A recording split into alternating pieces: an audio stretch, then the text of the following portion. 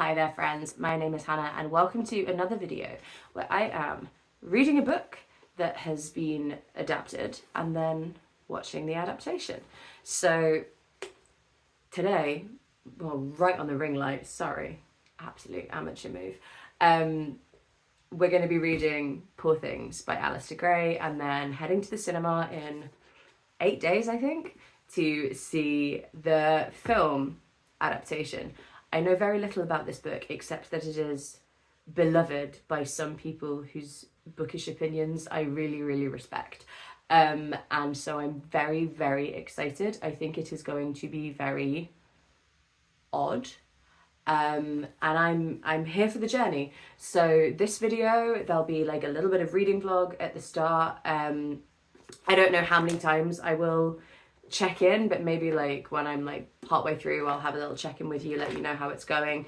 Then I'll do a little wrap up at the end, and then I will be heading to the cinema to watch the film adaptation, hopefully joined by my friend Farmer, who accompanied me for this video of Leave the World Behind. That was the first of these videos that we've done, so hopefully she will be making an appearance too, and I'm really looking forward to this.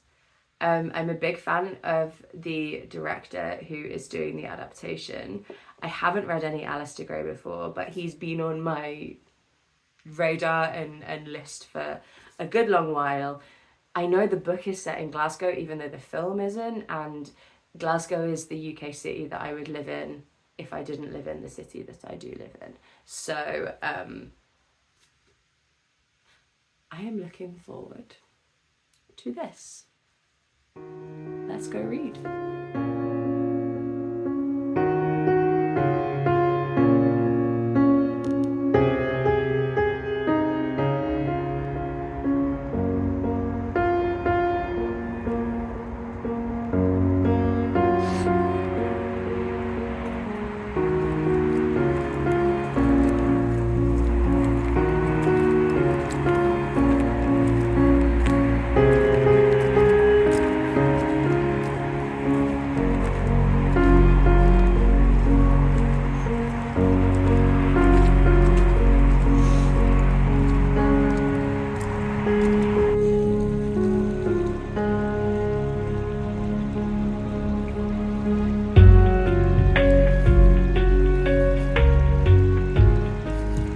Hi. I have finished reading Poor Things. I absolutely loved it. I'm going to give you a very brief précis because Farmer is on her way over. We have been to the cinema. We have already watched the film. And boy, do we have some thoughts. But I thought it might be useful to just have a brief chat with you about some of the key things that I think we're going to be discussing, so that you're not completely lost if you're not familiar with the plot of the book. This is a book that is set in Victorian Glasgow predominantly, and it has quite a complex structure. It's almost like a story within a story within a story. So the central core of it is a man called Archie McCandless, who is a public health servant in Glasgow, telling the story of how he met his wife Bella Baxter, and it is quite the story.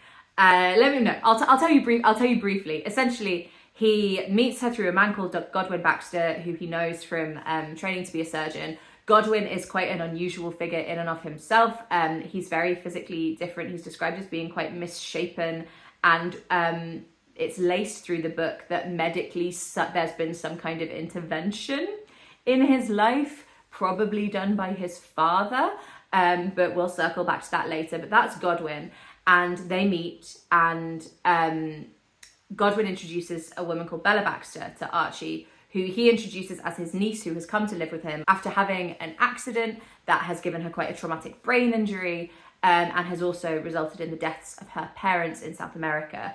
And so that accounts for the fact that Bella appears to be intellectually quite regressed.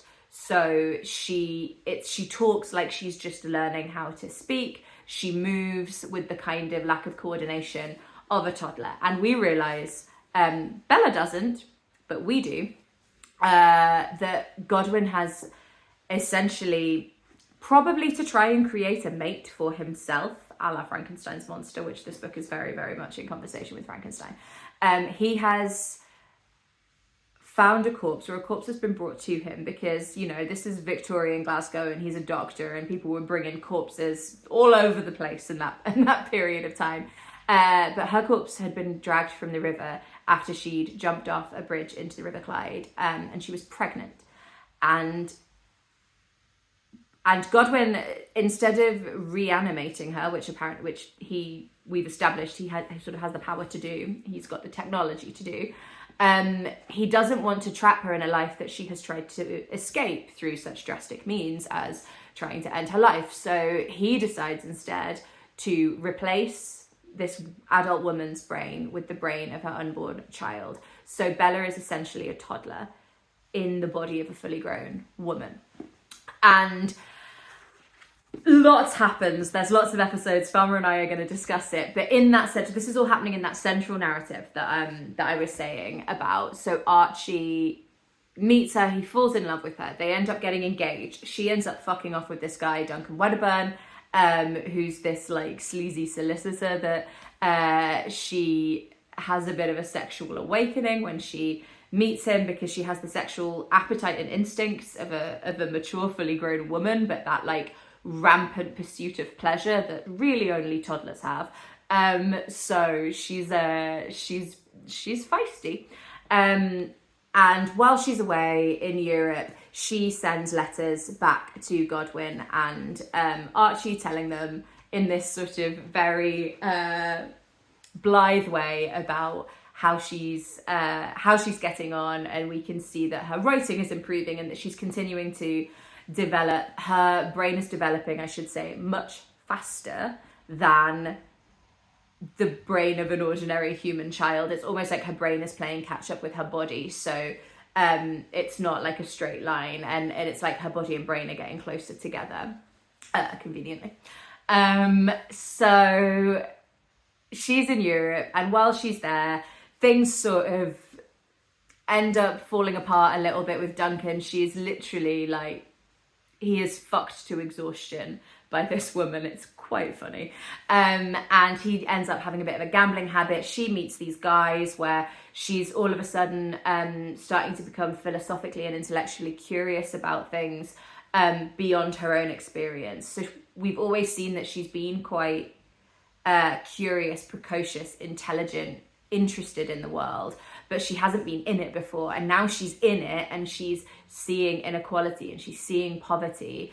It kind of confronts her quite a lot, and Duncan tells her that even though she doesn't remember it, she must be a mother, because she has a cesarean scar on her stomach that only mothers have. And there's this really quite affecting chapter where Bella is going, well, where's my baby? If I've had a baby, where is my baby? And she sees this young girl with a child who's living in a slum in Alexandria, and she thinks it's her baby, and it's like traumatic for her and traumatic for us, frankly. So that's her European adventure. Things end up falling apart with Duncan, and then she sends him back to Glasgow. She's done with him. But God and Archie are still getting letters from her, and now also from Duncan Wedderburn, who has returned and has this incredibly tall tale. He thinks Bella's like the devil, like this like succubus who has come to like leech him of his virility, and partly because of all the booze and partly because of the gambling addiction and losing all his money, he's having a very bad mental health time and is sort of focusing all of that at Belle. So they're getting these mixed narratives about what's been going on in Europe within the tale. And then Belle eventually comes back home, they resume their engagement, they're gonna get married, and then bam, there is Belle's former husband. They're in the church doing the whole I object piece. He's brought a little gang, including Bella, or Victoria as her original name was. Her dad is there, there's like a lawyer, there's an investigator. And they're going, you can't marry him because you're already married to me. And she's going, I have no memory of you, but this is very interesting. Let's go and discuss it. They do go and discuss it. Her ex-husband is like this fancy general guy, very stiff upper lip. And it turns out part of the reason she wanted to end her life is because her husband was plotting to have her clitoris removed because she was hysterical and a nymphomaniac, according to him, because she wanted to have sex with him more than he thought a polite young Victorian lady should want to have sex with him. And that was part of her like mental anguish at the start of the narrative. So that's what he was going to do, and that's why she left him. But he's been trying to find her this whole time, and we think, oh no, she's going to have to go back with this guy, what's going on? But then Bella realizes, oh, while she was in Europe, she worked as a sex worker in a brothel in Paris for a while because she ran out of money. She spent all her money getting rid of Duncan Wedderburn, and then she needed to raise enough money to get back herself. So she worked as a sex worker and found it sort of curious and interesting. But while she was there was a man who used to come to the brothel who people used to call, I can't remember what they used to call him, but let's just say, I'm not kink shaming anyone, but he was a bit of a naughty baby, and it was him, and she knows it was him. So Belle ends up threatening him or like blackmailing him, saying, if you make me go back to live with you and you force me to be your wife, even though I don't know who you are and my name is Bella Baxter, not Victoria Plessington, I will have to tell everyone about your sexual tastes. And so then he goes, do you know what, I can't take that, that's horrifying. He fucks off, she gets married to Archie. End of Archie's narrative. Now that's the bit in the middle that is wrapped around by Belle, or by Bella/Victoria has discovered this, and we find out that Archie's written this almost on his deathbed. She refutes every word of it. She's got a little bit before the start of the manuscript where she kind of says, he said that I could feel free to burn it. I feel a bit bad burning it because God love him, it's about the only thing that he might possibly leave behind on this world. He's a bit of a sad case, and I'm going to let him have his say. Then you get Archie's version of events, and then right at the end you get Bella/Victoria's refutation of that, and she refutes all of it, that Godwin Baxter was in any way not just a very handsome, kind, charming man who took her in and helped her when she was down on her luck. She was married, but that's not how it went down. She definitely doesn't have the brain of a 3-year-old. Her husband is clearly I don't know why he would make this stuff up, but he evidently did. And she refutes it all. But then we have another wraparound in that right at the start of the book, it begins with a fictionalized version of the author Alasdair Gray saying, oh, like, I got these papers because they were discovered like in a box that had just been put out on the street by a solicitor. Because in Bella's note, she says, I'm leaving these in trust with the solicitor, basically, because I don't want to burn it, but I'm also humiliated and mortified, and I couldn't bear it if this got out. So I'm going to leave it in trust for like ages. And when the 1970s roll around, you, the solicitors, can pass this on to my grandchildren, my great-grandchildren, whoever my living descendants are, because I think that's enough distance that they'll be able to laugh at like a stupid old relative writing this like absolutely nonsense story. So yeah, Alasdair recounts finding this in a box that was being discarded by solicitors that had gone out of business, and that's how he tees up the rest of the book. But even that version of Alasdair Gray has a very specific perspective on the truth, because he believes Archie, and the book is peppered with all of these footnotes or endnotes throughout where Alasdair Gray has gone through and found the facts that align with Archie's story, that prove that what he was saying actually happened, including the final footnote, which says that at the time of her death, when an autopsy was conducted on Victoria Plessington / Bella Baxter, they found that her brain was much younger than her body, and that's where the book ends.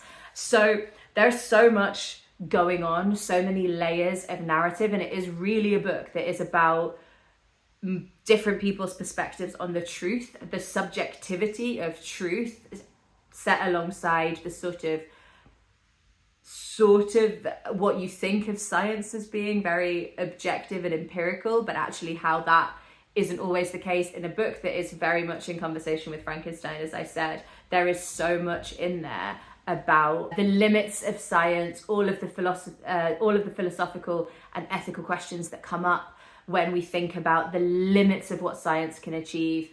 But it's also about the male tendency to control women, the Victorian fear of female sexuality, and frankly the modern day fear of female sexuality, to be fair. So it's absolutely wild, and I loved it. And now here comes Farmer, and we're gonna chat about the book versus the film. Hello, we are here to give you our opinions.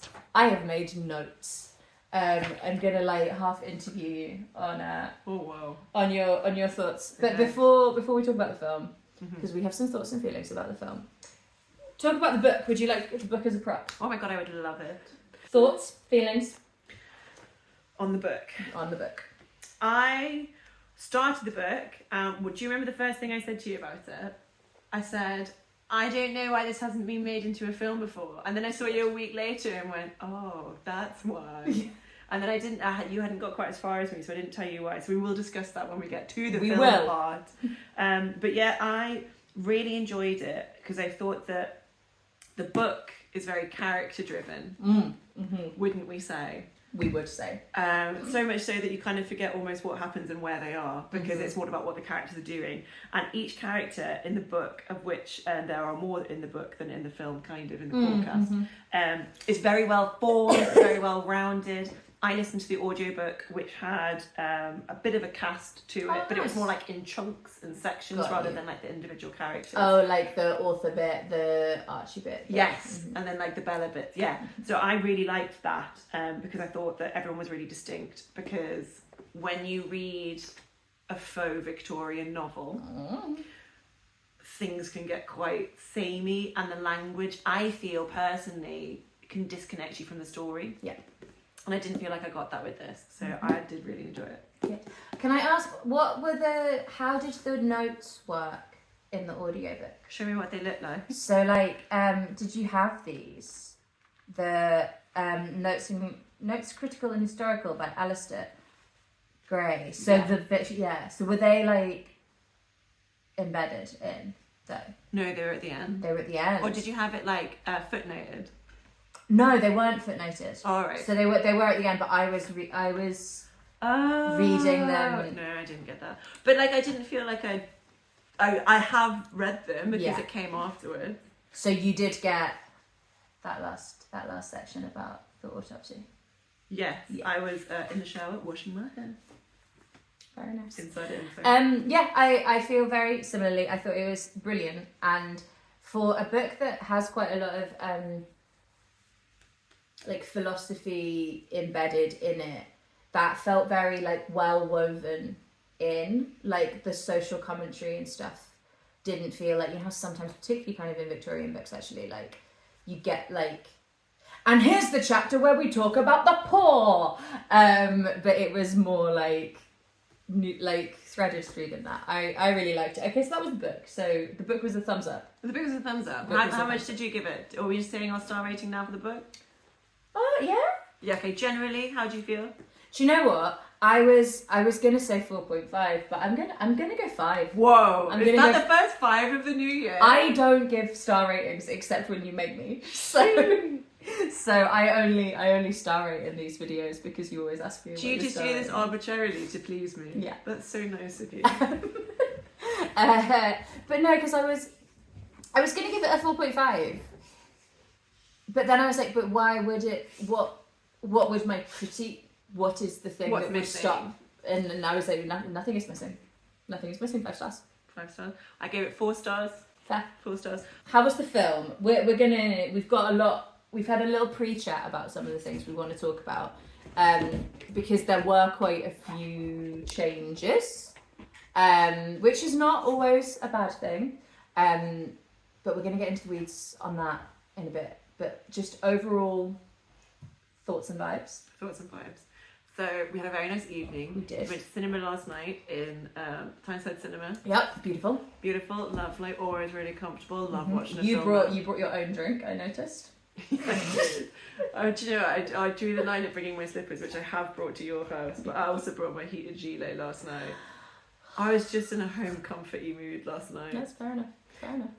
I was going to get wine as well, but I didn't. Fair enough. No. That's alright. So Is it telling we that you're talking a lot about the cinema and not a lot about I just film? want to shout out Tyneside Cinema because I love it so much. Me too. Are we talking overall? When are we going to go into? Are we going to go into themes in a bit? We're going to go into themes in a bit, but you can tee up some of the themes. Okay, so Tell the people if you liked the film. I don't know if I like the film or not. It's really hard to tell. Matt didn't come, and would I make him watch it again? Do you know what? I would be very interested in Matt's opinion. I would watch it again in about 5 years' time. Yeah. When I've forgotten completely When the I've book, forgotten the book, I'll watch the film again. because I agree. Yeah, I agree. I think there was nothing really. We went with my partner, who has not read the book, and we have quite similar opinions about things. It's not very often that we really diverge on cinema of this kind. And I'm a big fan of the director. I've liked all of his other films. What does he actually direct? He did the Favourite, The Lobster. Oh, I liked that. Yeah. Very different though, eh? Like that wasn't like that at all. No, but he's got like an aesthetic, I think. But then his stories have all been very different. But yeah, I think. But he said he seems to enjoy it more than we did, and I'm like, oh, I think that's because I really loved the book, and I'm okay with things being changed. But I was watching the film thinking there was so much missed opportunity and so much that wasn't covered that I felt there was nothing wrong with the film. Well, There was nothing of its own self. Of its own self. What we both said afterwards was that was not based on the book. That was inspired by the book. Yeah, and I think that's it. I think Yorgos Lanthimos has been very inspired by the book. Poor things. Very by Alasdair inspired. Gray. But particularly a particular section of the book by Alasdair Gray. So shall we segue into talking about the structure, because the film disposes of those two outer layers of storytelling and really just focuses on the story as told by Archie about his wife. Archie, whose name in the film is Max, for no reason that I can fathom. Except that maybe because it was an American actor. Is he American?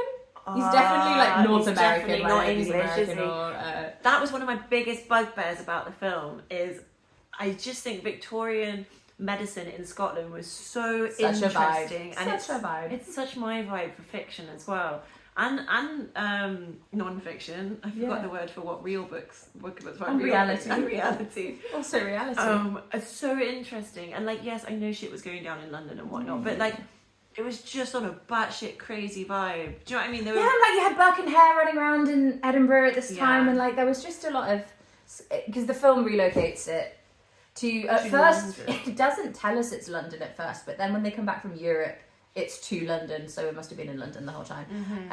But yeah, so we only get that fantastical version. We don't get Bella's refutation of that, or any sense of this is a story that, like the story within a story that's been discovered. And I know that's really hard to do on film.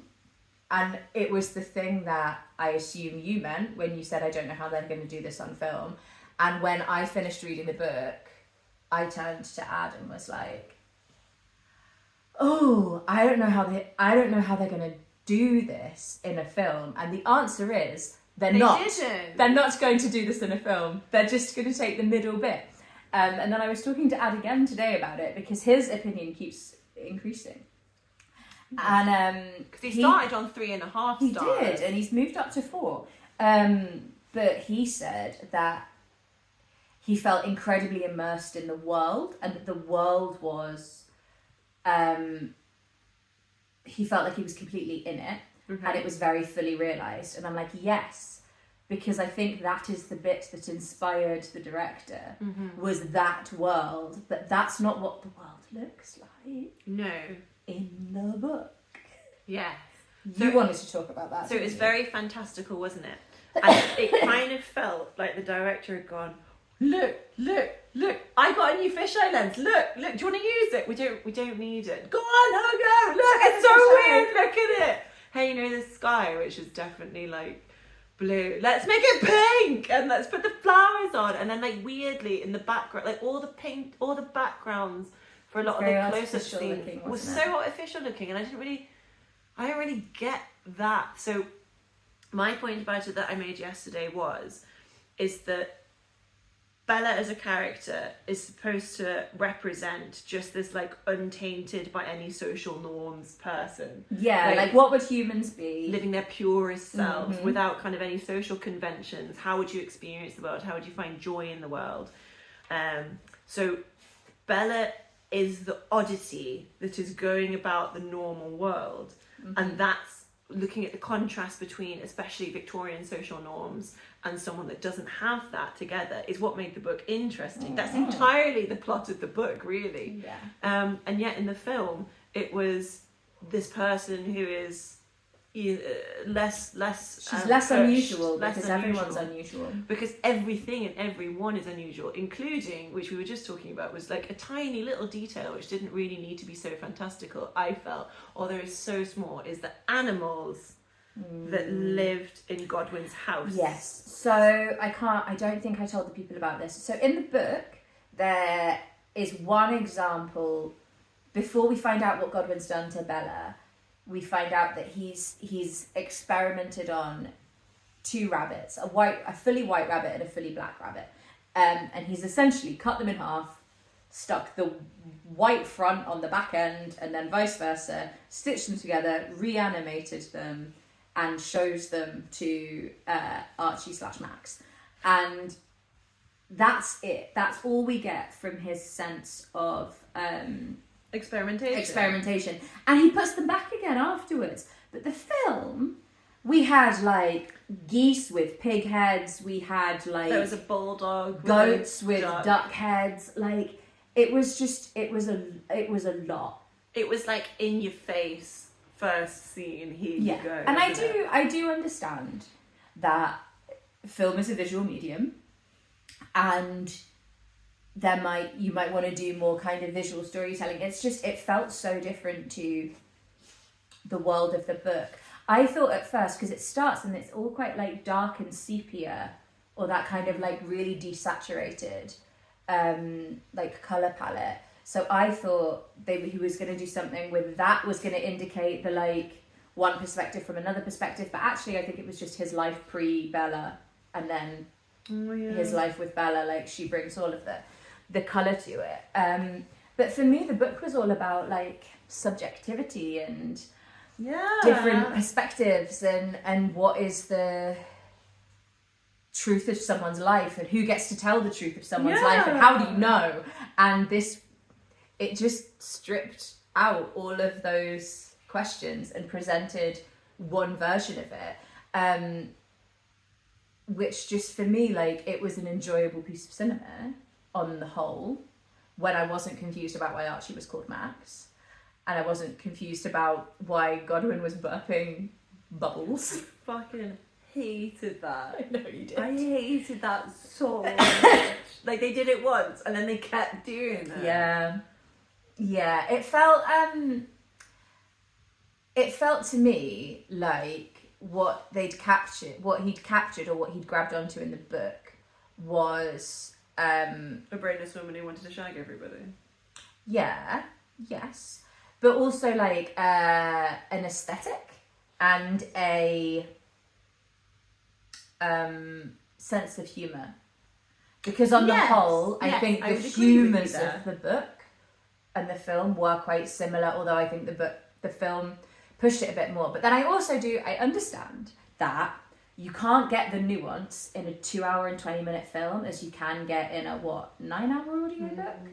Of course you have to make concessions, you have to cut things out. And that's why I really enjoy doing these focuses on adaptations, because I think it's really interesting to see what shines through for different people as being the most prevalent themes. Because for me, that thing about subjectivity was the thing about the book.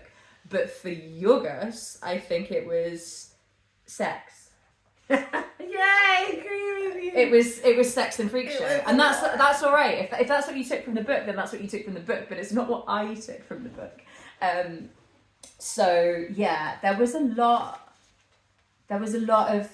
of sex. There was a whole period at the brothel where I'm sure in the book, because we hear from her, she's written a letter, I think, to Godwin and Archie. It's such a small and part. it must be a paragraph, like where she says, I'm a whore in Paris, or like something along those lines. That ended up being a good 25 minutes of the film. Building relationships, and there was Like, a baby, lots and a priest. Lots of sex scenes. Lots of sex scenes with people with limb differences and facial differences that I felt a little... Well, the thing is those differences were made to show grotesqueness. I think exactly. Like, obviously, like, I'm sure lots of people use sex workers, and Lots of people are grotesque. But it was she was finding it an interesting social experiment, and look, I'm seeing all these different kinds of people, but also she was disgusted by it.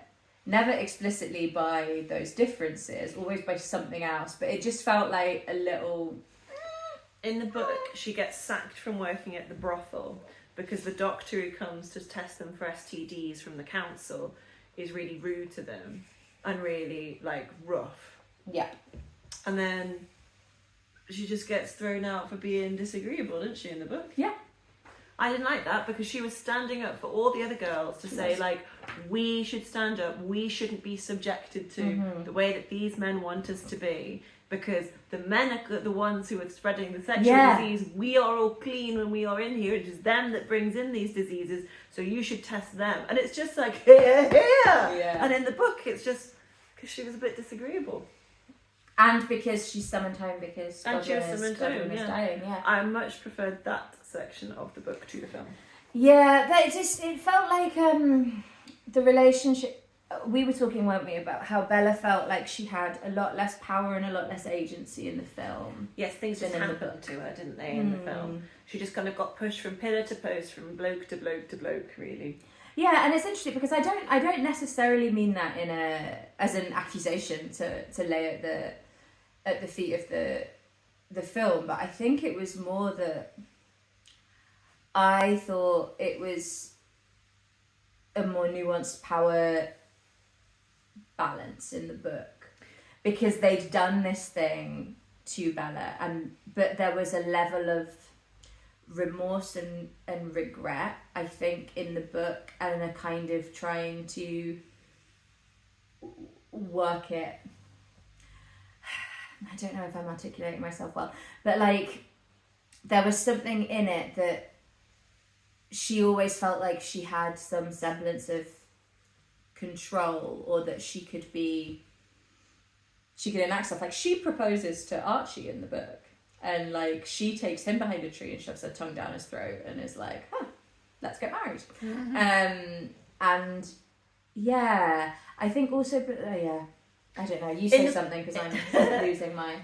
As the owner of a child, what I felt the vibe was in the book is that childishness of, I want to do this, I'm going to do this now. And because she's an adult, people don't say no, because you don't do that to adults. And it was this person going through the world being like, now this, you're interesting, let's go here. Whereas in the film, it was more like the naivety of a child getting pushed from place to place, rather than the wonder of finding out something new and having the want and will to do it. Yes, absolutely, I agree. But I also think there was just a bit more violence and abuse in the film, full stop. Yes, generally, which I don't think was necessarily warranted to get the point across. No, and I think it actually sort of but it came at the cost sometimes. So the example I'm thinking of is they changed her relationship with her first husband. Yeah. at the end of the book, and he is like just an outright baddie in the film version. Almost like a pantomime baddie. Yeah, it was. I was thinking that before. Like a lot of the characterization in the book, it felt quite panto. Like we'll talk about performances maybe in a bit, but yeah, like so the husband was in the book kind of. You didn't get the sense. I mean, he was definitely a bit of an imperialist and a colonialist military arsehole. They did a very imperialist voice on the audio book. Did they? Yes, they do. But you got the sense that he just felt really trapped and repressed by society and didn't know how to deal with this woman that wanted to shag him all the time, and you know wanted to chop her clitoris off as a result. Wanted to chop her clitoris off. Like, I'm not saying he was a good man, but I am saying it was different to when she was basically kidnapped by her husband in the film, who wanted to shoot her. Who wanted to shoot her, but also wanted to literally just keep her locked up, and was just like clearly like a very unambiguously evil man. But even the way she gets out of the situation, of like, she reasons him out in the book because she has dirt on him and she basically blackmails him in the book.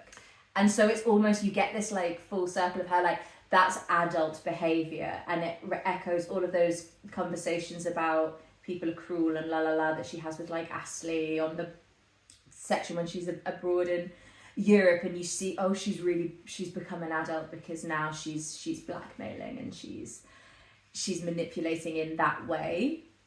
But also it makes more sense, doesn't it? Because it's saying that he didn't want to have sex with her because the reason you find out at the end of the book is because he has these weird baby kinks that he doesn't want to explore with her. Yeah, because she's his perfect virginal wife. Yeah. And he needs to go find a whore while she's a Madonna. Yeah.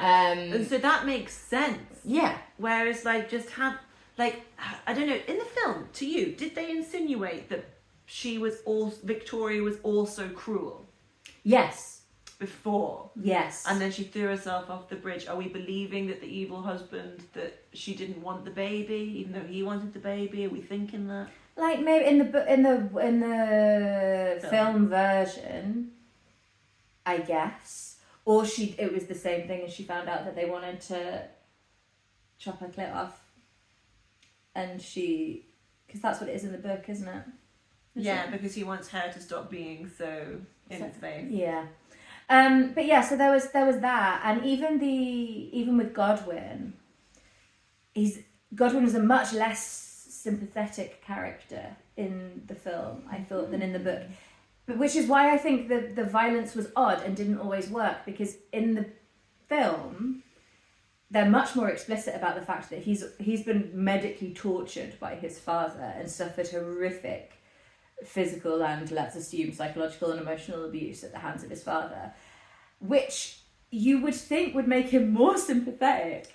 Yeah. But no. Especially to the second creature, where he just locks her up. Oh yeah, but there isn't a second creature in the book either, is there? I know. I didn't feel like that was so necessary. When Bella's in Europe in the film, they just make a second one, another woman. Oh, we missed you, so we made another one. For what purpose? Like, look after your duck, dog, chicken. You know what I mean? Talk to each other, for God's sake. Talk to each other. Post some male friendships. Talk about your feelings. Talk about your feelings with your male peers. Stop reanimating dead women. God. Stop reanimating dead women when you don't know what to do with them. Man, innit? It just kind of felt a bit like that. Like the film was a bit like, aren't men arseholes to women sometimes? That's a really good point, actually. I don't think I needed a man to tell me that, but thank you. So I read a review saying that they felt that that they were recommended Poor Things, the book, because it was a feminist retelling of Frankenstein. Yeah. And I feel like it was more of a like talking about feminism, but more like of a social concept. Bold saying Mary Shelley, one of the icons of feminism. Yeah. Like, it's a feminist retelling by a man of that very famous feminist book. And then like the same day, but through a different medium. Someone told me that the film was like a remake of the film Frankenhooker, which I have not seen. I have not seen Frankenhooker. No. I've never heard of Frankenhooker. I had never either. heard of Frankenhooker.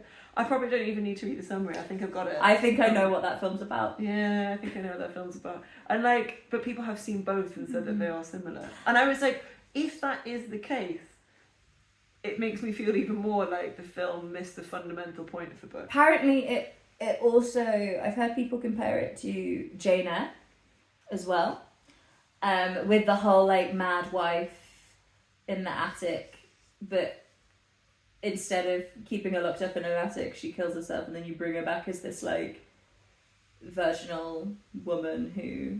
Well, every time we talk about Jane Eyre, we have to talk about my favourite Jane Eyre fact. What's your favourite Jane Eyre? I went to the school that's in Jane Eyre.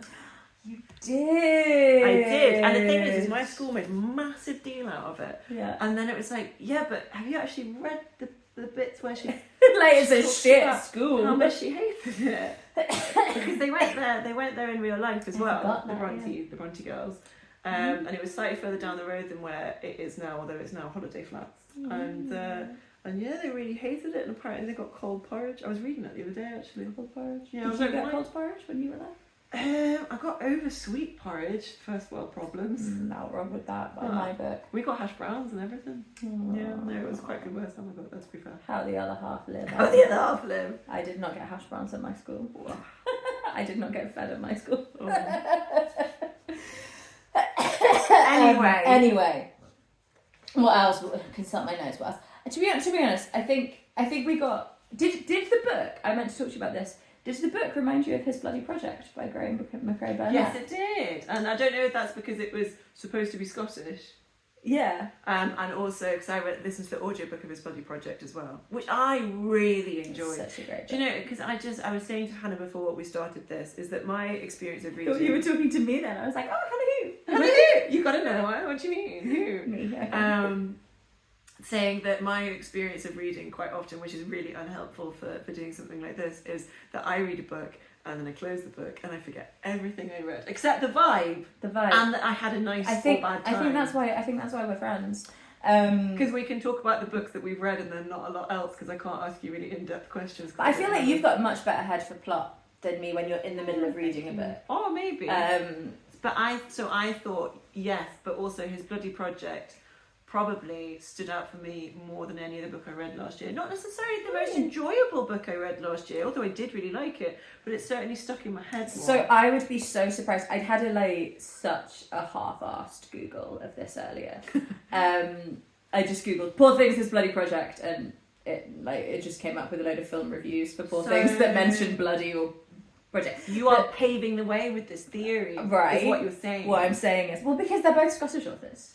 It's both multi-perspective, unreliable narrator, narratives based on found objects in which the author inserts himself as a fictional version of himself. And Poor Things, I think, came out in 1992, and His Bloody Project came out in 2015 or 2016, I think. So I would just be so surprised if Poor Things wasn't one of the source inspirations for His Bloody Project. That's a really good call as well. I am enjoying a lot of Scottish fiction at the moment. I think it's my fave of these fair isles. I do love a bit of Scots. Tartan noir. I believe they call it. Tartan noir. I didn't make that up, for real. No. I didn't make that up. I think that's a love genre that has Tartan been noir. pioneered by Michael Malone. Oh, okay. I believe. Well, maybe I will do a vlog where I read some Tartan noir. Some Tartan noir. I mean, I'm dressed for it, to be fair. But okay, I think we've covered some key things. Do we want to spend a moment accentuating the positives? What did you like about the film? I liked the way that they didn't confine themselves to the source material in the slightest. Oh, savage. I hated the costumes. Oh, yeah. I bloody hated I just think they were obsessed with showing us Emma Stone's legs. Thing is, right, is I have... She's got great legs, don't get me wrong. She does have great legs, but the thing is I'm not, do you know what I mean? I know it's fiction. I can suspend belief. This woman has had her own baby's brain put in her head, and I can accept that, but I cannot accept those puffball sleeves. They are not Victorian, and especially not English Victorian. If we were going, you've made the point of moving it to London, and you've not dressed her in London clothes, which would be the only things available to her. She couldn't have had a tailor come in the house and make those, because she was a toddler in a woman's head, and Gotham wouldn't have let her. No one thinks about the costumes. But also, no one else had a costume like that. No. I did wonder, I was like, are you trying to make it look like she's wearing like a grown-up sophisticated versions of children's clothes? And I think the answer is yes, that's what they were going for. Where did she get them from? Her personal... Did you notice that she was essentially wearing silk boxers the whole time? I thought, how comfortable. I bet she loved that. A lot of that film she was barefooted as well, and I thought, I bet it's the most comfortable film she's ever done. Yeah. No corsets for you. Do you think maybe Emma Stone was like, yeah, I'll do this Victorian film, but I'm not wearing a fucking corset? I really like the way that Mark Ruffalo was, though. That made me giggle. See, his accent was all over the place. But you know what? It was really funny. And he was I think he gave a brilliant performance if he could have done an English accent. Yeah, I agree. Do you know what? I could even forgive him the fact that he couldn't, though, to be fair. Yeah. But because of that kind of campy, panto-y vibe, I think it's because when the accent didn't work, it didn't sound like his normal accent. It sounded Cockney. When he was doing this incredibly, like very, very nasal, and but when he'd do a line and he'd fall out of the accent, it was like, it went a bit like that. Bless him. He was having a little go. He was just having a little go. I can't do an American accent. I mean, the thing is that if I'd seen the film first before I read the book, entertaining. I probably would have liked it. But the thing is, it's knowing that you missed essentially all the commentary on feminism that the book stood for. And then the unreliable narrator, which, further reinforces the men are shit part, which isn't, but yeah, it is. I would have but weirdly, that's why it's so baffling, because he made the men shitter, and yet the book still did a better feminist job. Because feminism isn't just going, look at the bad behaviour of those men. It's more complex than that. In the book, because she has more autonomy, I think, she's able to call people out for their shitty behaviour, as opposed to being the victim of their shitty behaviour in the film. Yes. I would say. Yes, I think you're right. Stars for the film. Stars for the film. So remind me, you gave the book 4. I gave the book 4. If I had seen the film before I read the book, I would have given it probably 4 stars. Yeah. But I feel like because they missed the point so horrifically, I would give it 2 stars. But I would also watch it again in the future, which isn't very usual for a 2-star film. But that's because I think the film holds its own. But as an adaptation, and the fact that it misses the point, it's 2 stars for me. Yeah. But I would still say to people, oh, you should go and see that film, it was quite good. Yeah. Don't read the book and see the film. Don't read the book and see the film. Well, hopefully... Oh, that's not a usual conclusion we come to, is it? No, but I was like, if you want to see... I would say, see the film, then read the book. Then read the book. Because then you can picture Mark Ruffalo every time you're talking about Wedderburn, and that could be quite fun. It could be quite fun. But then it's like... You'll then start questioning the film and interrogating it and doing all of the cool fun stuff that should have been in the film that wasn't in the film. Maybe we should track down someone who... Maybe Adam read the book and then see what he says. How about that? Yeah, I think he'd like the book. Yeah, I think he'd like the book. Yeah, I agree with you. I think it's it's going to get an Oscar nomination. He's going to be nominated for director. She's going to be nominated for best actress. It will be nominated for best film. Do you think she deserves a best actress nomination? I think she was good, actually. I think the parts of her performance that I didn't love or that found a bit weird possibly could have been director issues rather than actor issues. I would agree with you there, because I don't think it was the script that was the problem. No. But no, I think she deserves. She did a very good accent. She got her tits out. many times. I mean, if that's all that gets you an Oscar these days, I mean, but yeah, no, I think she was decent, and I think it's hard to critique it as a piece of cinema, except for feeling a bit like, what was the point of it all? What was the point of it all? But I would give it 3 stars because I think it was well made.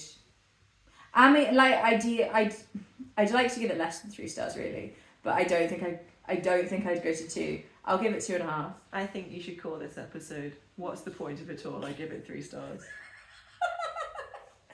But it just felt like it was missing things. But there we go. I would love to know what other people think. People, especially who haven't read the book, please. Yeah. Do tell me. Yeah. What did you think of it? So, Because I suspect the book people will be in the minority. I think a lot of people will like it. But I also feel like everyone should read this book.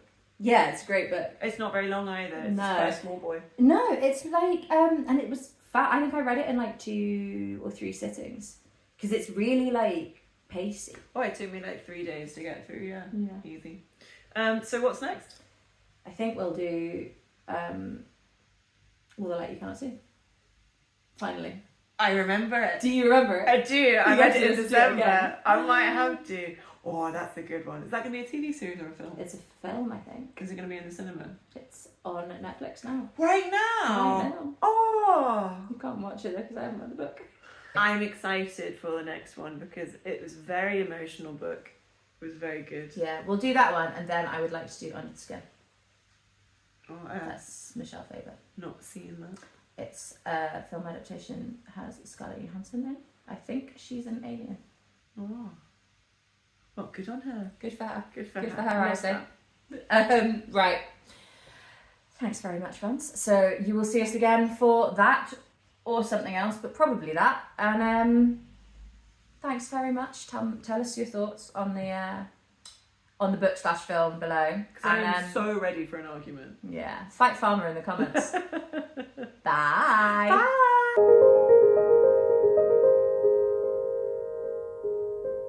Bye.